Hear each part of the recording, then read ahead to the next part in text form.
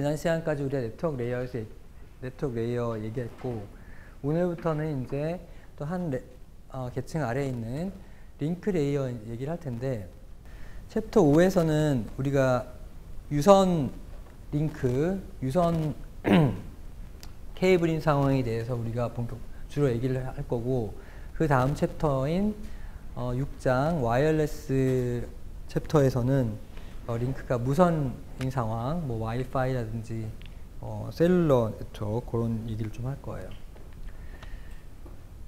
그래서 우리가 뭐 이제 알고 있는 예를 들면 뭐 호스트와 호스트 간의 통신인 상황에서, 예를 들면 클라이언트와 서버 사이인 통신 상황에서 우리가 이제 이런 네트워크이라는 것을 프로토콜 스택으로 우리가 이제 이해하고 있다고.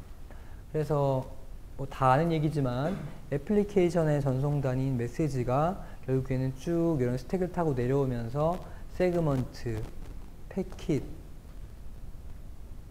안에 담기게 되고, 그 네트워크 레이어의 패킷은 링크 레이어, 아직 얘기는 안 했지만 링크 레이어의 전송단인 프레임의 데이터 부분으로 쏙 들어와서 뭐 이런 식으로 쭉 이제 진행이 되는 거예요. 도착해서는 이제 쭉 이렇게 헤더들이 벗겨지는 단계들이고. 자, 근데 우리가 이제 챕터 2, 예전 우리가 배웠던 때를 돌이켜보면 애플리케이션 레이어 얘기할 때는 그때 말 그대로 이쪽이 이제 블랙박스였다고. 이게 개념적으로 생각했을 때 이쪽은 우리는 그냥 뭐 잘 모르겠고, 그냥 어쨌든 프로세스와 프로세스 간의 통신이었다고. 클라이언트 프로세스인 웹브라우저와 웹서버 프로세스인 서버 프로세스와의 통신이었어요. 그래서 소켓을 통해서 어떻게 좀 보내면 일로 쏙 간다, 이제 그렇게 생각했었는데, 트랜스포트 레이어 얘기를 하면서 우리가 한꺼번에 벗겼죠. 하나 이제 개념적으로 딱 벗겨보니까 뭐 트랜스포트 레이어라는 게 있었고, 실제적으로 그 네트워크 자체는 언릴라이블한 채널이기 때문에 뭐 여러 가지 다양한 우리가 릴라이빌리티를 추구하는 것을 얘기해 봤었다고. 그리고 이제 네트워크 계층을 딱 열어보니, 네트워크 내에는 실제로 라우터라는 것들이 중간중간에 존재해서 어떤 라우터를 어떤 경로를 따라서 소스에서부터 데스티네이션까지 가게 되는지, 그런 얘기를 우리가 한 거예요. 그래서 현재 우리가 네트워크 레이어까지 얘기한 입장에서 보고 있는 네트워크는 이렇게 생겼다고. 소스에서 출발해서 중간중간에 라우터들 거치면서 목적지까지 잘 도착하는 이런 이제 나름 이제 그럴싸한 이제 네트워크에 대해서 우리가 개념을 가지고 있어요. 그리고 이 라우터 내부에는 네트워크 계층까지 존재하는 거 알고 있고, 그래서 패킷이 이렇게 가는 거 봤었죠? 봤다고.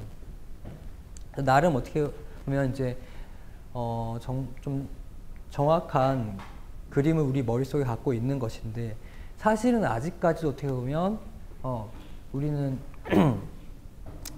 약간 개념적으로 생각하고 있는 부분이 있어. 무슨 얘기냐 하면, 우리는 지금 예를 들면 패킷이 목적지까지 도달하기 위해서 그냥 패킷을 뽕 쏘면 이렇게 쭉 간다고 생각하고 있는데, 자, 그럼 우리가 알기로 예를 들면 저희 서버까지 패킷을 보내고 싶다. 그러면 우리는 패킷을 어디에다 보내야 되죠? 제일 처음에 어디에다 보내야 돼? 지금 여기서 이제 패킷이 생성될 거 아니에요. 그렇죠? 여기서 패킷이 생성되겠죠? 예를 들면 구글 서버로 가는 패킷이 생성되는데, 제일 처음에 그 패킷을 어디에 보내?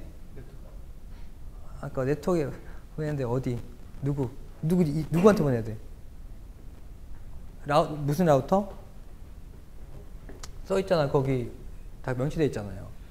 여러분들 그 네트워크 환경 딱 들어가 보면 딱 명시되어 있잖아. 뭐가 명시되어 있어? 여러분 IP 주소와 서브넷과 뭐가 명시되어 있죠? 그렇지, 게이트웨이 라우터. 게이트웨이 라우터한테 보내는 거야, 여러분들은. 무조건 여러분들 패킷은 게이트웨이 라우터한테 보내는 거라고. 알고 있죠? 그러니까 누구한테 결국 네트워크에 빵 던져놓은 그런 게 아니라 정확하게 게이트웨이 라우터한테 보내야지 걔가 이제 포워딩해서 갈 거 아니야. 그러니까 여러분들 패킷은 무조건 게이트웨이 라우터한테 딱 전달해줘야지 가는 거라고. 그런데 이제 우리가 이제 알고 있기로는 패킷이 게이트웨이 라우터한테 우리가 딱 보낸다, 이렇게 알고 있는데, 사실은 이게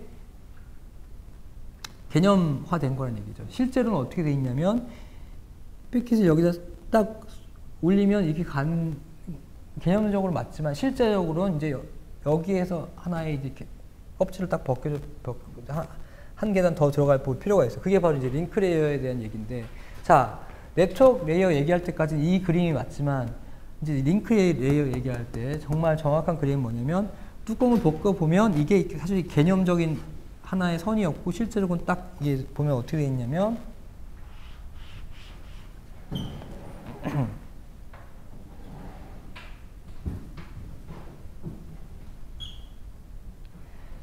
예를 들면 여기는 내 컴퓨터가 물려 있고, 뭐 여기는 이름 뭐죠? 안상열의 컴퓨터가 물려 있고, 뭐 여기는 뭐 이름 뭐죠? 어? 방실 컴퓨터가 물려 있고, 여기는 뭐 허재 컴퓨터 물려 있고, 이렇게 돼 있다고. 실제로 이렇게 돼 있어. 그러니까 여러분들, 그러니까 지금까지는 우리가 그냥 이렇게 막 전형선이 있는 것처럼 생각해서 여기다 그냥 패킷 뚝 올리면 쭈르륵 간다고 생각했지만, 사실은 딱 열어보면 이렇게 돼 있다고. 이렇게 돼 있겠죠. 이제 여러분들만을 위한 전형선이 딱 거의 게이트웨이 라우터까지 있겠어? 아니라고. 이렇게 뭔가 공유하는 채널이 존재하는 거라고. 그래서 여기서 여러분이 내가 이제 뭐 보내고자 하는 패킷을 딱 올렸을 때 이게 어떤 식으로 가냐면 이렇게 가는 건지 개념적이고, 실제로는 이 패킷을 올렸다는 건 결국 무슨 의미냐면, 이 피지컬 레이어를 거치면서 패킷이 결국엔 뭘로 변환되냐면 전자기 일렉트로마그네틱 그 시그널로 변환이 된다고. 그럼 시그널이라는 건 말 그대로 파장이죠. 파장은 퍼지기 마련이야.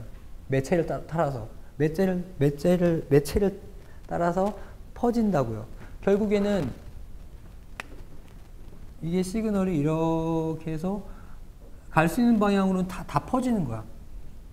다 퍼지는 거야. 그냥 말 그대로 이 브로드캐스트 미디엄이에요. 미디엄. 당연하겠죠. 지금 제가 여러분한테 얘기하는 것도 이거 공기라는 어떤 매체를 통해서 제 목소리를 실어가지고 전달하는 거잖아. 그렇지. 파장으로서. 근데 예를 들면 내가 뭐 방슬한테만 방슬한테만 개인적인 얘기를 한다고 해도 저기 들리죠? 허재 들려? 그래, 이거 바로 뭐예요? 브로드캐스트 미디엄, 브로드캐스트 매체한테 내 목소리를 실었기 때문에 내가 방슬한테만, 내가 게이트웨이한테만 얘기하고 있지만 다 들린다고. 이해되죠? 그러니까 이런 상황에서 내가 하고자 하는 얘기가 내가 게이트웨이 라우터한테 하고자 하는 얘기가 모든 사람한테 들리기 때문에, 이런 상황에서 두 명 이상이 동시에 무언가 얘기를 하게 되면 어떻게 되겠어요? 어떻게 되겠어? 섞이겠죠? 결국 그거를 콜리전이라고 얘기하고, 충돌이라고 얘기하고, 충돌이 발생하면 무슨 일이 일어나느냐?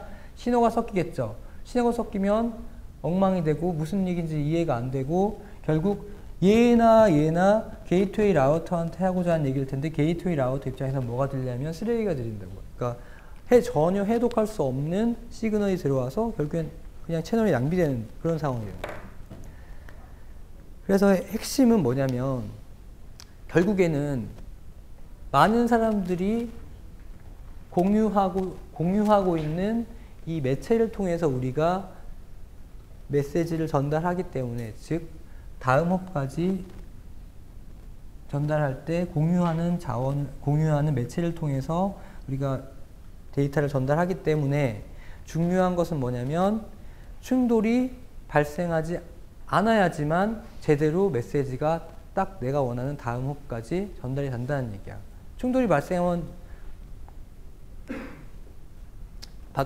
그러니까 게이트웨이 라우터가 무슨 얘기인지 못 알아듣기 때문에. 그래서 링크 레이어에서 하는 가장 중요한 일은 바로 요 충돌이 발생하지 않게, 혹은 충돌이 발생했을 때 그것을 해결하는 일을 하는 게 바로 링크 레이어가 하는 일이에요. 이해되죠? 네. 그게 이제 사실은 링크 레이어에서 하는 일에 거의 뭐 다예요, 다. 그래서 앞으로 뭐 이런 얘기 할 거야, 이제부터.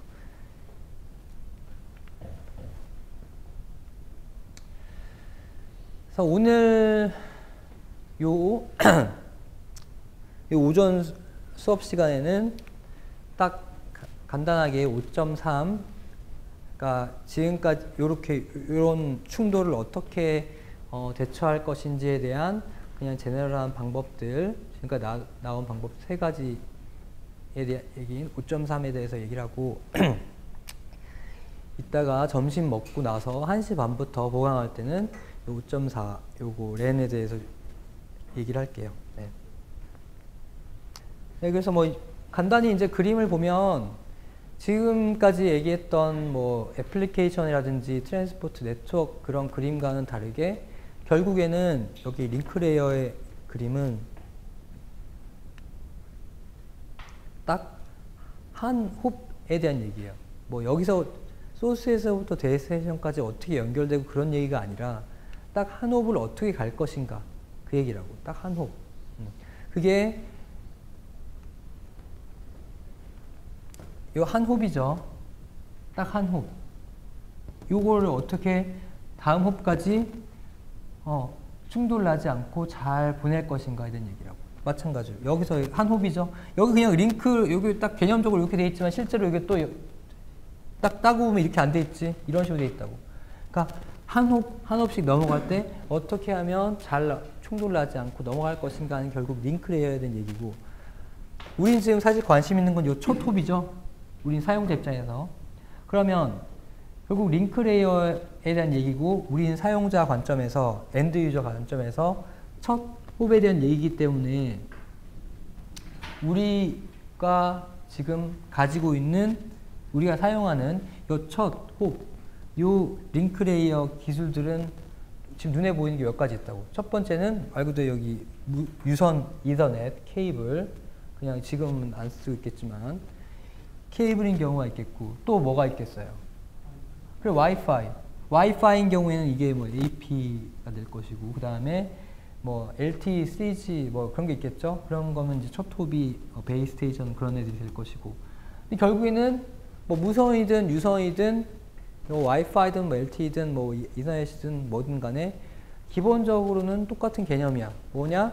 브로드캐스트 미디엄, 공유하는 매체고, 그것을 어떻게 하면 충돌하지 않게 사용할 것인가에 대한 얘기이기 때문에 기본적으로는 같긴 하지만 좀 안에 들어가는 내부적인 디테일이 좀 틀려서 챕터가 좀 나눠져 있어요. 그래서 이번 챕터에서는 여기가 유선인 상황에서 얘기를 할 거예요.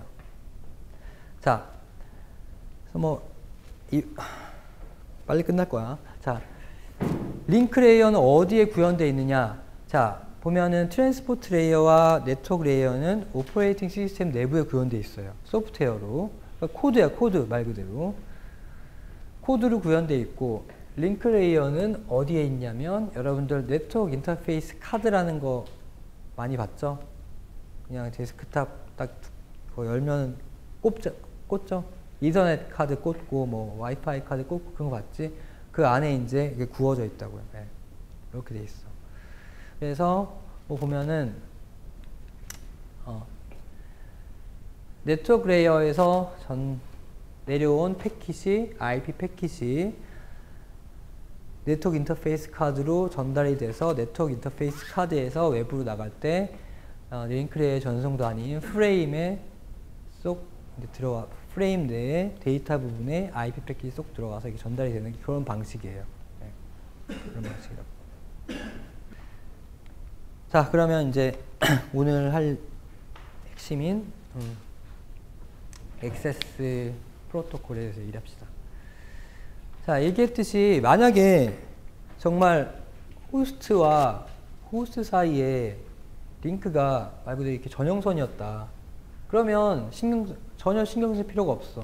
말 그대로 전용선이니까 내가 그냥 여기다 데이터를 그냥 딱 실으면 그냥 아무 충돌 없이 간다고. 근데 실제적으로 이런 전용선이 있는 경우가 드물고,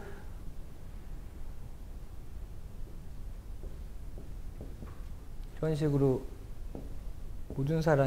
많은 사람들이 공유하는 채널을 가진 링크를 우리가 사용을 해요.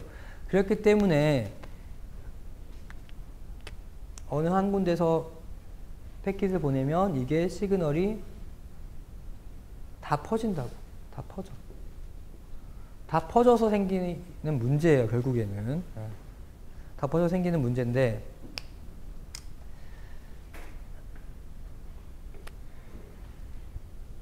그래도 이게 다 퍼지기 때문에 요 매체를 우리가 브로드캐스트 미디엄 이렇게 표현을 하고, 이게 무슨 얘기냐면 미디엄이란 건 매체란 얘기야. 이 매체의 특성이 브로드캐스트의 특성이 있다는 얘기야. 당연한 얘기지. 자, 지금 제가 제 목소리를 여러분한테 전달할 때 사용하는 목소리를 전달하는 매체가 뭐예요? 공기죠? 공기 역시 브로드캐스트 매체겠지? 제가 말하는 거 360도로 다 퍼져나가잖아. 퍼져나갈 수 있는 곳으로 다. 그래서 공기, 무선 인터페이스 역시 브로드캐스트 미디엄, 브로드캐스트 매체고, 뭐 유선 케이블 마찬가지야. 모든 가능한 경로로 다 퍼져나간다고. 그래서 한 명이 얘기할 때는 괜찮은데 2명 이상이 얘기하면 섞여서 문제가 생겨. 그래서 결국에는 뭐가 중요하냐면 이 매체라는 걸 매체에 내가 무언가를 시그널을 실을 때, 매체에 접근을 할 때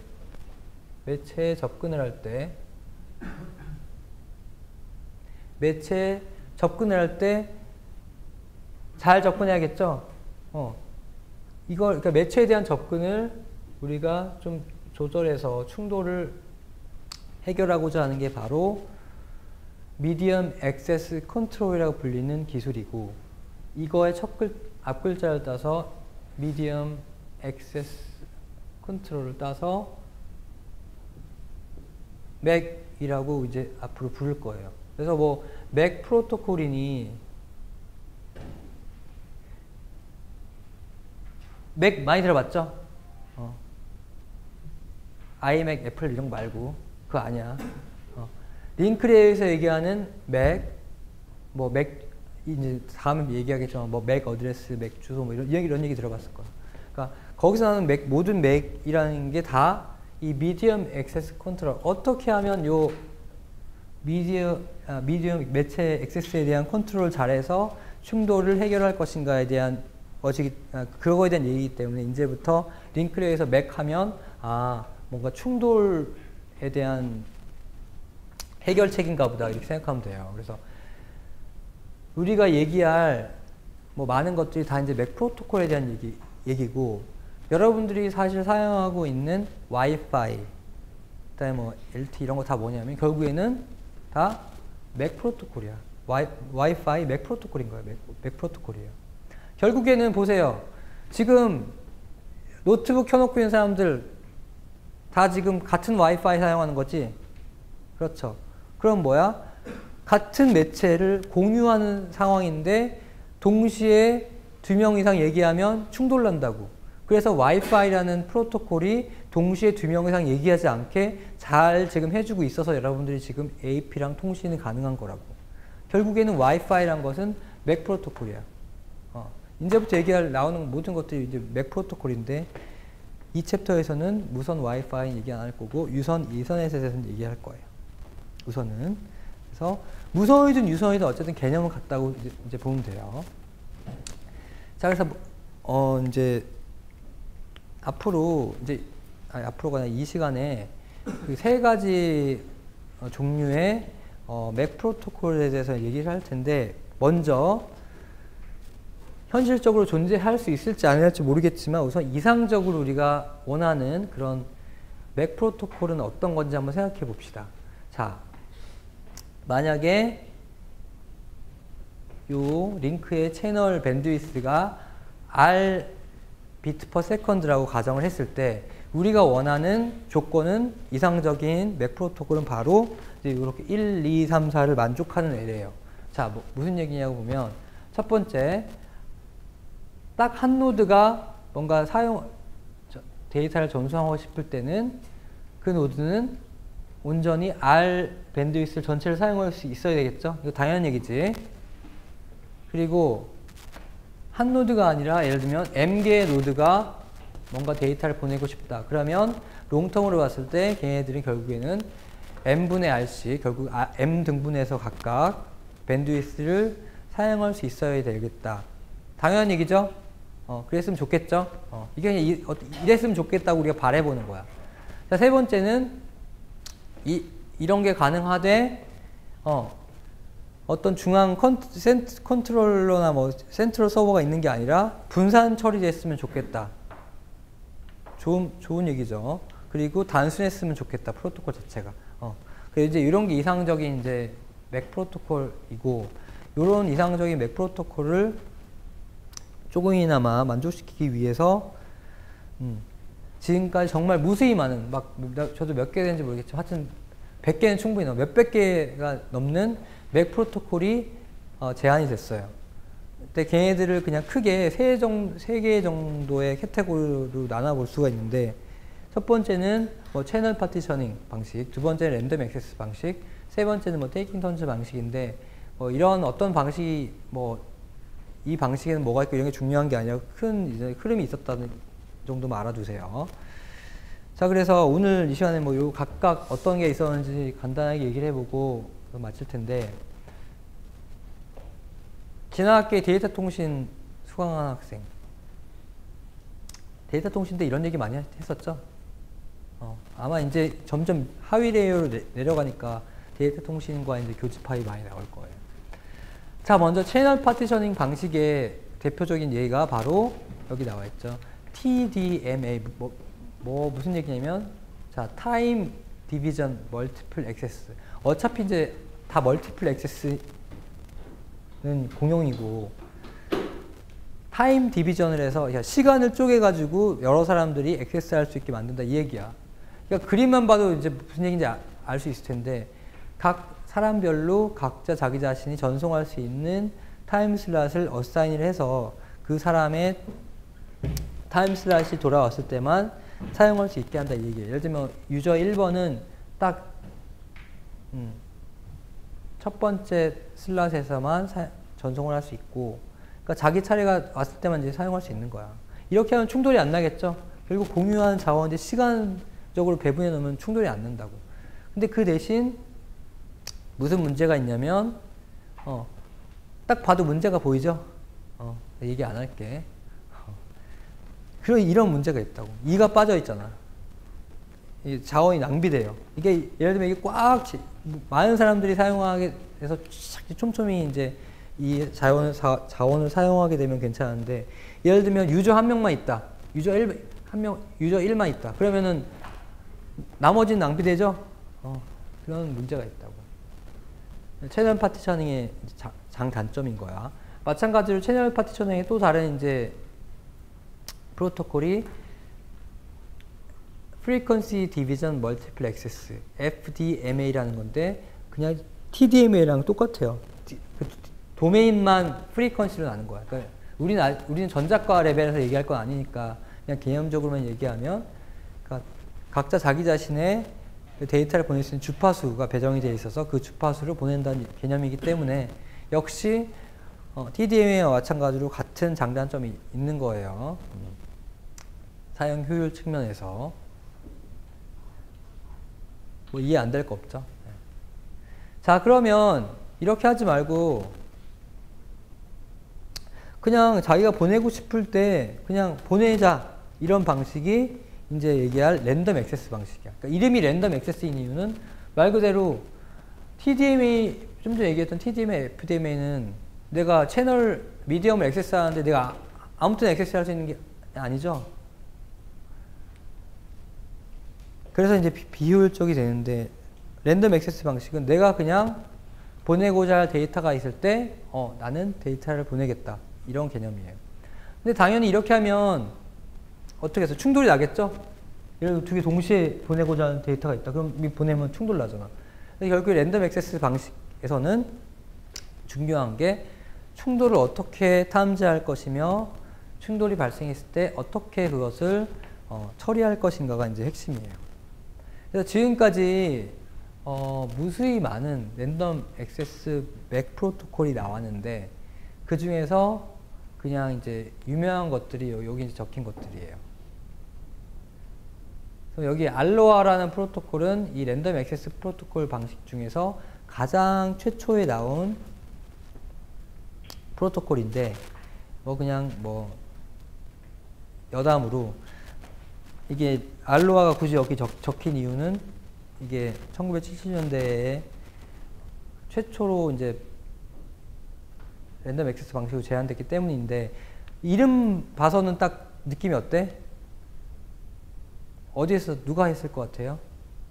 하와이 대학에서 개발한 건데 하와이 대학에서 왜 이 알로하라는 이 맥 프로토콜을 개발했냐면 하와이가 어떻게 생긴지 알아요? 하와이가 섬이잖아.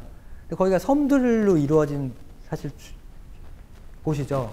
하와이 섬이 여러 개 있잖아. 그러니까 하와이 섬이 여러 개 있는데 하와이라는 곳이 섬 여러 개로 이루어져 있어가지고 걔네들끼리 통신을 해야 되는데 통신해야 되는데 그 섬끼리 그 당시에는 유선으로 연결하기 힘들었다고. 그래서 무선 통신을 해야 되는 상황에서 말 그대로 무선 통신이기 때문에 이게 브로드캐스트 미디엄이죠.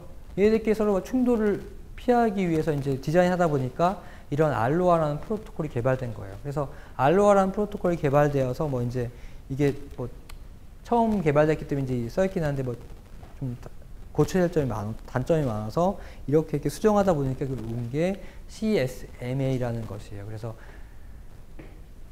앞으로 이제 요 시간 우리 얘기할 거는 CSMA라는 요 프로토콜인데 요 CSMA 들어본 적 있을 거야. 자, CSMA의 핵심은 뭐냐면 그냥 이름을 보세요. CSMA가 뭐의 이제 약자냐면 캐리어 센스 멀티플 액세스. 멀티플 액세스에 어차피 이제 계속 멀티플 액세스 하는 건 동일한데 캐리어를 센싱 한다는 얘기야. 캐리어란 건 뭐냐면 이거 저기 공항에서 끌고 가는 그 캐리어죠. 짐 싣고 가는 거. 그러니까 짐을 싣고 가는 그 매체 요거를 우리가 센스를 해보는 얘기예요. 그래서 여기 써있죠. CSMA 캐리어 센스 멀티플 액세스의 핵심은 뭐냐면 listen before transmit. 결국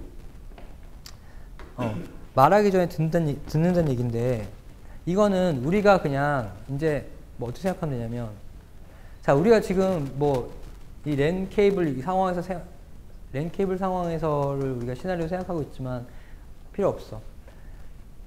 이거 브로드캐스트 미디엄이죠. 브로드캐스트 미디엄 상황이면 그냥 어디서나 적용할 수 있는 거예요. 생각해 보세요.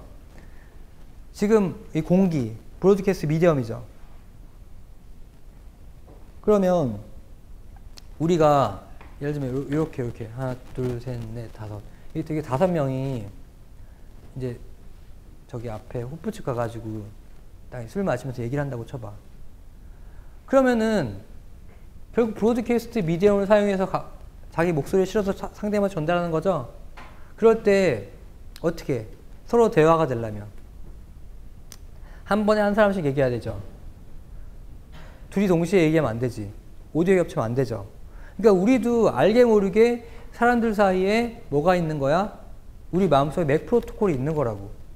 그렇겠지. 이거 지금 브로드캐스트 미디엄인데 그런 거 아니야? 대화할 때 이렇게 5이 대화하는데 한 번에 한 명씩만 자기의 이야기를 해야 된다고. 자기 에피소드 이야기해야 돼. 그렇지. 바로 그 개념이에요. 자 그러면 어떻게 하냐? 말 그대로 내가 뭔가 하고 싶은 재밌는 이야기가 있어도 그냥 머릿속에 딱 재밌는 에피소드, 어제 있었던 에피소드가 떠올랐어. 그럼 내가 바로 입으로 나오나? 그럼 돼, 안 돼? 어떻게 해야 돼? 지금 누군가 이야기하고 있으면 내가 그 이야기를 꺼내면 돼, 안 돼? 안 되죠? 그래서 내가 지금 할 아주 재밌는 얘기가 떠올랐더라도 누군가 얘기를 하고 있다면 먼저 리슨을 하고 언제까지 어떻게 기다려야 돼? 이야기가 끝날 때까지. 그래요. 그래서 머릿속에 딱 할 얘기가 떠올랐는데 딱 귀결을 봤더니 아무도 얘기 안 하고 있어. 그럼 얘기해도 되죠. 그런데 누군가 얘기하고 있어. 그러면 얘기가 끝날 때까지 멈추고 얘기가 끝날 때까지 기다렸다가 조용해지면 얘기한다. 그게 바로 CSM의 핵심이야. 그럼 이렇게 하면 충돌 안 나겠죠. 그런데 우리 일상생활 얘기하다 보면 충돌 나 안 나? 나죠? 어떨 때 나?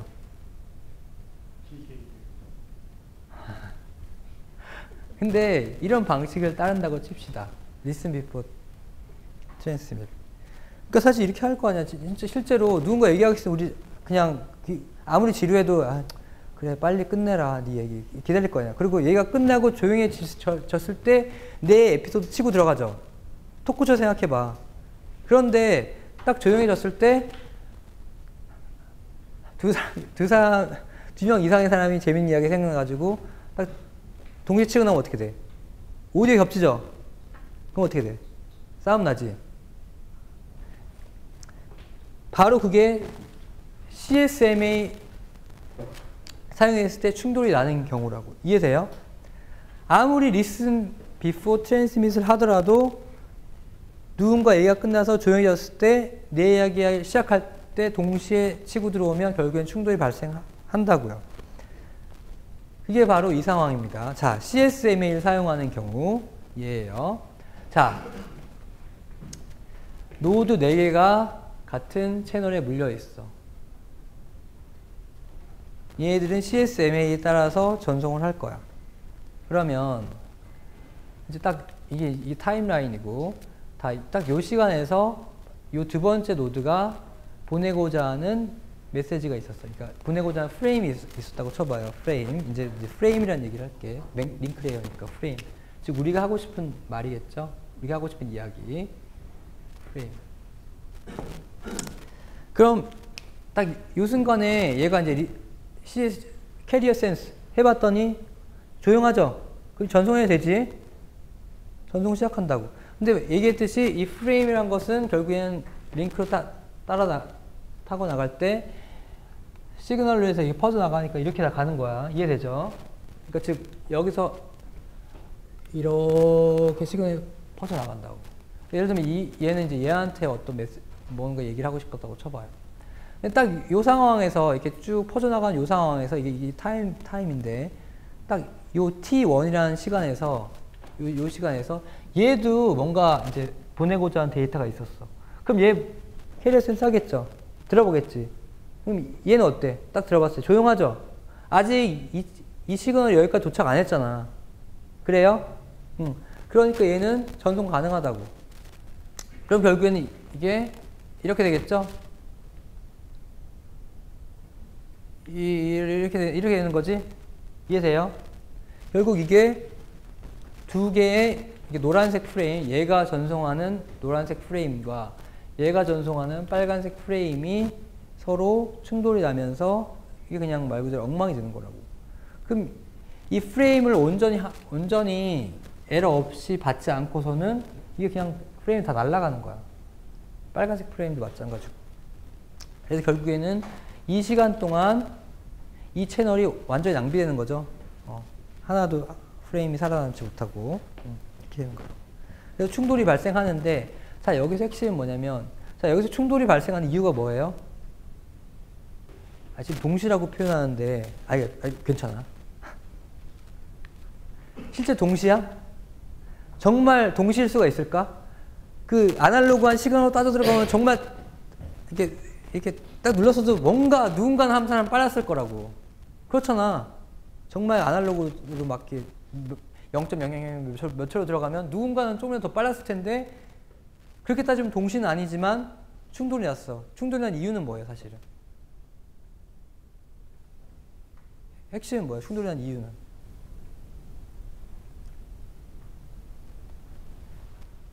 예를 들면 얘가 딱 전송했을 때 이게 이 시그널이 이렇게 된 건 뭐냐면 이게 프로퍼게이션 딜레이죠. 이게 빛의 속도가 딱 정해져 있기 때문에 이렇게 여기까지 도달하는데 이만큼 시간이 걸린 거잖아. 만약에 이게 그냥 이게 딱 쏘자마자 바로 이렇게 딱 됐으면 어땠을까? 그러면 얘 입장에서는 캐리어 센서 했을 때 뭐가 있었겠죠. 그러니까 이건 무슨 얘기냐면 프로퍼게이션 딜레이가 존재하기 때문에 결국에는 충돌이 발생한 거라고. 이해돼요? 이해되죠? 근데 우리가 프로퍼게이션 딜레이 결국 이 상황에서 충돌을 없애려면 결국엔 프로퍼게이션 딜레이를 제로로 만들면 되겠죠. 그렇겠지? 프로퍼게이션 딜레이를 아예 제로로 만들면 충돌이 없을 거라고. 근데 프로퍼게이션 딜레이 제로로 만들 수 있어 없어? 없죠. 왜냐하면 프로퍼티 딜레이는 빛의 속도이기 때문에 재료를 만들 수 없기 때문에 여기서의 결론이 뭐냐면 이건 프로퍼게이션 딜레이는 빛의 속도로 존재할 수밖에 없고 그렇기 때문에 충돌은 나기 마련이다라는 게 결론이야. 충돌은 나기 마련이라는 게 결론이에요. 아무리 listen before transmit을 하더라도 충돌은 나기 마련인 게 결론이에요. 그러니까 CSMA 쓴다, 충돌 발생해. 그게 결론이야. 그러면 자, 충돌이 발생할 수 있다는 것은 이제 우리가 충돌을 피할 수 없다는 게 결론인데 그럼 이 상황에서 이렇게 해야 돼? 보세요. 이게 어떤 상황이냐 비유를 들자면 지금 충돌 났죠. 근데 그냥 프레임 전송 다 그냥 해버린 상황이야. 그러니까 예를 들면 얘도 그렇고 그러니까 할 이야기가 있어가지고 기다리다가 딱 아무 소리도 안 들리는 순간 서로 이야기를 시작한 상황이라고. 근데 충돌이 났어. 충돌이 나는데 불구하고 자기 이야기를 계속 얘기한 상황이라고.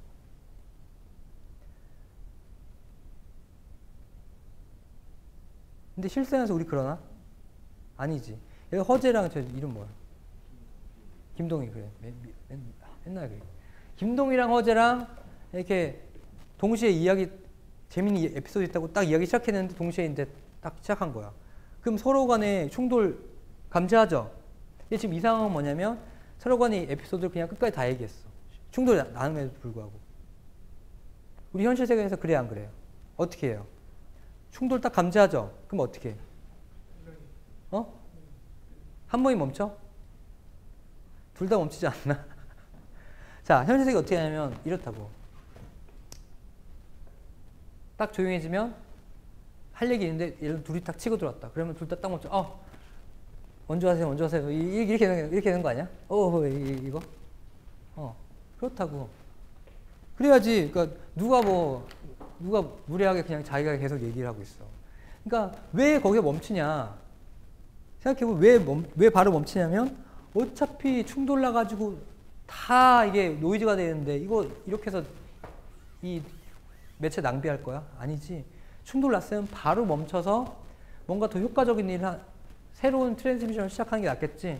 바로 딱 멈추고 둘 중에 하나 딱 이야기하는 게 낫겠죠. 그게 바로 CSMA를 개선한 CSMA-CD라는 거예요. 자, 뭐냐면 CSMA, 즉 Listen Before Transmit은 동일한데 충돌이 났을 때 충돌을 감지하고 바로 전송을 멈추는 게 바로 CSMA-CD예요. 자, 보세요. 전송하죠? 전송하는데, 그러니까 내가 얘기를 하는데 다른 사람이 이야기 또 시작했어. 그럼 다른 사람 이야기가 여기 들어올 거 아니야. 그럼 내 시그널이랑 합쳐져가지고 내가 충돌 감지 가능하겠지. 그러면 바로 충돌 감지한 즉시 멈춘다. 이게 CSMA-CD라서 그림이 이제 이렇게 된 거야. 아까 같은 경우에는 충돌 감지한 후에 충돌 감지한 후에도 그냥 내가 하고 싶은 얘기 다 프레임 다 전송했는데 이제는 딱 바로 멈추는 상황이에요.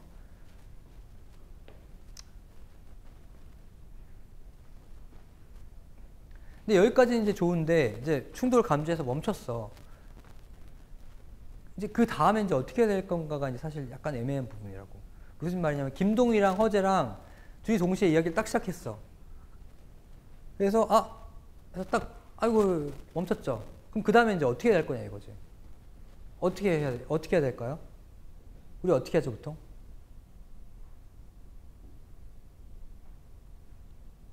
룰이 없죠. 근데 어떻게든 간에 둘 중에 하나는 그래도 이야기를 빨리 시작해야 되잖아. 그래야지 이 아주 아까운 이 매체를 잘 사용하는 거지. 그러니까 둘이 충돌을 났을 때 딱 멈추고 둘 중에 하나는 재빨리 딱 또 이야기를 시작해야 된다고. 근데 누가 먼저 시작할 것이며 누가 기다릴 것이며 그거는 어떤 중재자가 있지 않고서는 사실 애매한 상황이라고. 그래서 예를 들면 토크쇼에 MC가 있으면 편하죠. 아유 누구씨 얘기하세요. 허재씨 얘기하세요. 이렇게 정리해 주잖아. 근데 우리 이 CSMA-CD 요거는 MC의 역할에 사회자가 있어 없어? 진행자 없지. 아무도 없이 그냥 분산 각자 독립적으로 디스피트 돼서 결정을 내리는 상황이라고. 그래서 이게 애매해. 내가 먼저 그냥 치고 들어가자니 또 충돌을 할 것 같고. 그래서 이 애매한 상황을 CSM의 CD에서는 어떻게 우리한테 행동하라고 이제 명시해 놨냐면 바로 5번이에요. 5번. 자, 이게 CSMA CD 알고리즘 그냥 이렇게 쭉 개념적으로 적어 놓은 건데 1, 2, 3, 4는 방금 얘기했던 거 다 그대로야. 그냥 listen before transmit 하고 뭐 충돌했을 경우에 바로 멈춘다가 4까지고 5가 바로 충돌을 감지했을 때 멈춘 후에 어떻게 행동할 것인가에 대해서 이제 이야기를 해 놓은 부분인데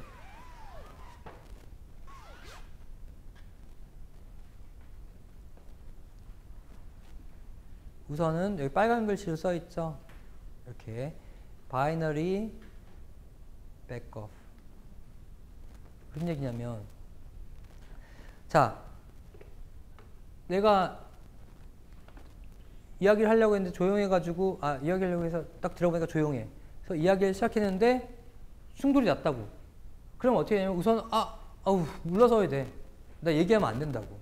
근데 결국 얼마만큼 물러설 것인가에 대한 이제 정의를 내려야 돼요. 물러선다는 얘기는 잠깐 물러섰다가 다시 이제 돌아올 건데 이렇게 많이 물러섰으면 이제 돌아올 때까지 시간이 오래 걸리겠지. 그러니까 다시 내가 이야기할 때까지. 그래서 그거에 대해서 여기서 어떻게 정의하냐면 개념적으로 얘기하면 자, 여기 뭐 이렇게 하는데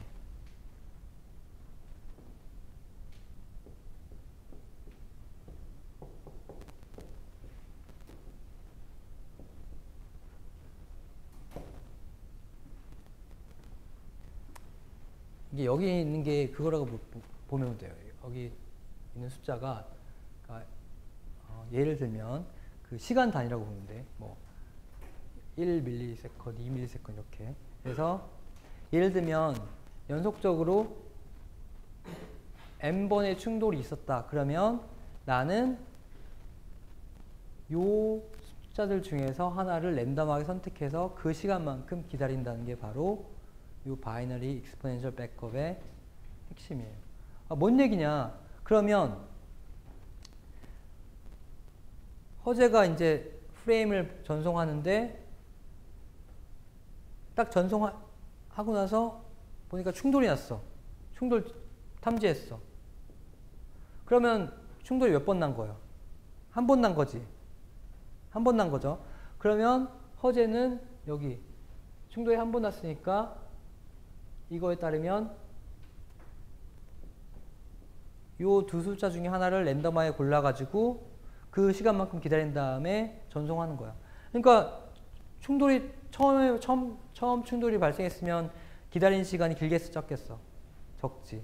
근데 예를 들면 이만큼 기다린 다음에 또 전송을 했는데 또 충돌 났어. 그럼 두 번째 충돌이죠. 그러면은 선택한 숫자의 범위가 늘어나는 거야. 그때 2, 3까지 되겠지. 2 중에서 하나 고르고 랜덤하게. 그러니까 충돌 횟수가 연속적으로 충돌 횟수가 늘어남에 따라서 내가 선택하는 이 랜덤 시간의 범위가 점점 늘어나게 되는 거예요. 이게 바로 바이너리 익스포넨셜 백업의 핵심인데 결국 충돌이 계속 남에 따라서 나는 더 오래 기다릴 확률이 높아진다는 그런 메커니즘인데 왜 이렇게 했을까? 그러니까 왜 충돌이 처음 발생했을 때는 얼마 안 기다려도 되는데 왜 충돌이 계속 발생하면 오래 기다리는 이런 방식으로 했을까요? 이거 데이터 통신 때 안 했어 이런 거?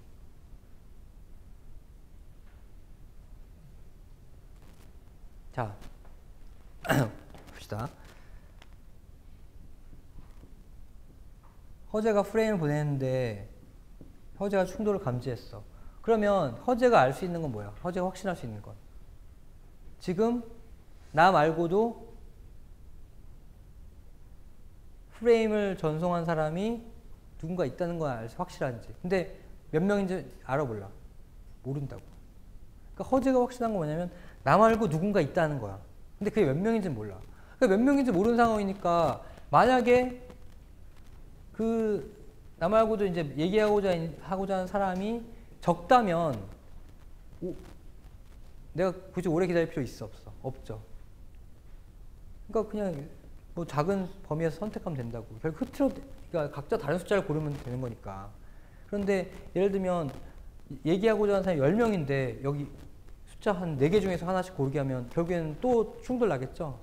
그러니까 결국에는 각각 다른 숫자를 골라야 되는데 사람이 많은지 적은지 알 수 없기 때문에 처음에는 그냥 우리가 낙관적으로 사람이 몇 명 없을 거다라고 생각해보고 가정하고 그냥 숫자 범위 몇 개에서 골라보게 하는 거야. 근데 이런 데도 충돌 났다. 그러면 무슨 얘기냐면 지금 생각보다 얘기하고자 하는 사람이 좀 많구나. 그래서 이 범위를 좀 넓혀가는 거예요. 이해되나요? 이해되죠? 결국에는 각자 다른 숫자를 골라야지 그 다음에 충돌이 안 날 테니까. 이거는 기다리는 시간이잖아. 이만큼 기다렸다가 다시 얘기할 건데 서로 다른 숫자를 골라야지 누군가 먼저 빨리 딱 얘기를 시작할 테니까. 네. 이해되죠? 이해되죠? 네. 근데 보세요. 이 결국에는 이 충돌이 났을 때 백업 한다. 백업 한다는 얘기는 예를 들면 내가 두 번 충돌이 나가지고 0, 1, 2, 3 중에서 랜덤하게 골라 3번을 골랐다고 쳐봐. 그러면 결국엔 3만큼의 시간을 백업해서 있다가 2, 1, 그 다음에 딱 시작한다는 얘기니까 이 백업은 결국엔 뭐냐면 딜레이야, 딜레이죠. 그래요? 결국에는 내가 이 프레임을 보내야 되는데 이 프레임이 충돌이 나서 이만큼의 시간을 기다렸다가 다시 재전송한다는 얘기니까 이 시간이 길면 길수록 뭐야? 딜레이가 커지는 거지. 그래야 안 그래요? 그렇죠. 그래서 결국 이 백오프라는 시간은 딜레이와 결국에는 동일한 의미인데 봅시다. 이 백오프라는 건 결국 딜레이에 결정적인 역할을 미치는데 이 백오프 시간은 언제 커져요? 충돌이 많이 날 때. 그때가 언제야? 사람들이 많을 때죠. 그러니까 여러분들 그냥 체감되지 않아? 사람들이 많을 때 느려지지. 이 백업 시간이 길어져가지고 지연되는 거라고. 결국에는 여기 사람들이 많이 몰렸을 때 여러분들 체감상으로 네트워크가 느리고 지연된 이유는 결국엔 네트워크상의 문제라기보다는 사실은 여기서 익스포넨셜 백업 저거라고. 이해돼요? 충돌이 나서 난 계속 기다리는 거야. 지금 보세요. 여기 와이파이로 인터넷 하고 있는 랩탑 하고 있는 사람들 다 같은 브로드캐스트 미디엄 사용하고 있는 거지. 와이파이. 에리카죠 와이파이. 한순간에 한 명밖에 이해 못해. 그런데 지금 이렇게 많은 사람들이 동시에 얘기하려고 하기 때문에 이거가 쫙 늘어나가지고 느려지고 미어 터진다고. 이해되는 거예요? 네. 이게 바로 랜덤 액세스 프로토콜의 장점이나 단점인 거야. 내가 얘기하고 싶을 때 그냥 치고 들어갈 수 있긴 한데 사람이 많이 몰리면 몰림에 따라서 백업 시간 때문에 실제 사용자가 체감하는 지연은 굉장히 늘어나게 되는 게 바로 랜덤 액세스 모델의 특징이고 그 중에 가장 대표적인 예가 바로 CSMA CD예요.